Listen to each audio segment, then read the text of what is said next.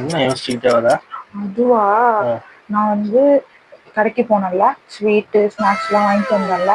அப்போ வந்து 384 ரூபா டோட்டல் கணக்கு. எவ்வளவு கொடுத்தேன்னா 500 தாள் ஒண்ணு கொடுத்தேன்.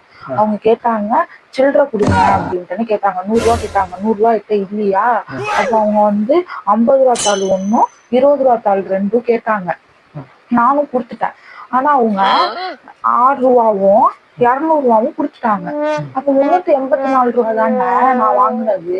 ஆனா அவங்க 200 ரூபாவும் 4 ரூபாவும் கொடுத்துட்டாங்க. அவங்க நமக்கு அதிகமா காசு கொடுத்துட்டாங்க. அவங்களுக்கு கணக்கே தெரியல. அவங்க மறந்துட்டு நம்மள்கிட்ட நிறைய காசு கொடுத்துட்டாங்க. நானும் அவங்கள்ட்ட சொல்லாம எடுத்துட்டு வந்துட்டேன். என்ன குரூப்? நானா அக்கௌண்ட்ஸ் குரூப் எடுத்தேன். காலேஜ்ல நான் பிகாம் படிச்சேன். என்ன ஆகணும்னு ஆசைப்பட்ட? நான் ஆடிட்டர் ஆகணும்னு ஆசைப்பட்டேன். ஆடிட்டர் ஆகி டீச்சர் காசை கொடு.